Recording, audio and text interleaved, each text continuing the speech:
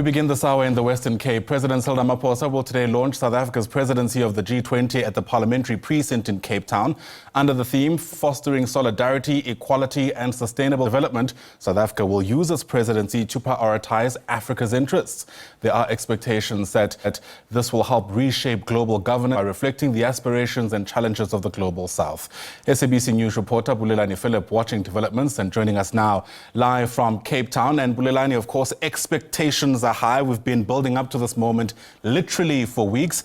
I wonder how things are likely to unfold from 9:30.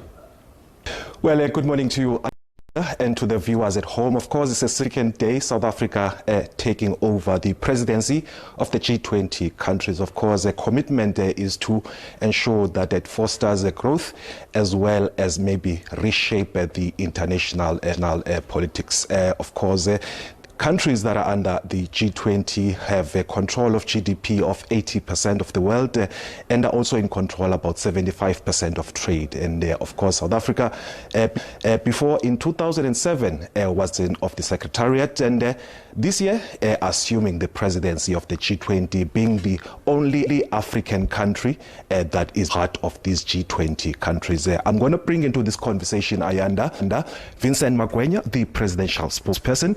Thank you so much for joining us. And firstly, the significance of South Africa assuming this presidency of the G20 countries.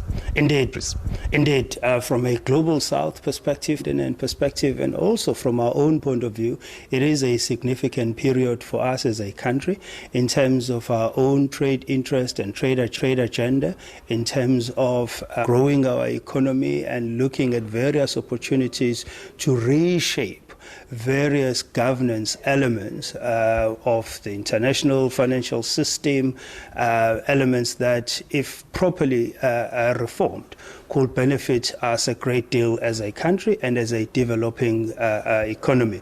You will know that South Africa is going to be the last developing country to lead the G20, following on from Brazil, which took over from India.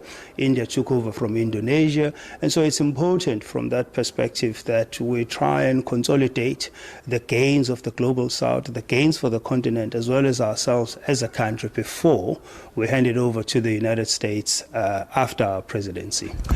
The priorities for this presidency, what will be the agenda for South Africa? Well, I won't scoop the president. That will be career limiting.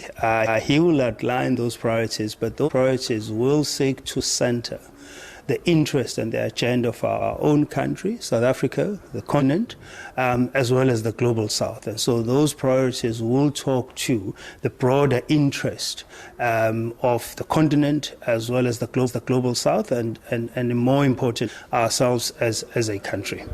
The G20 countries, what role can they play in the reforms of the multilateral forums?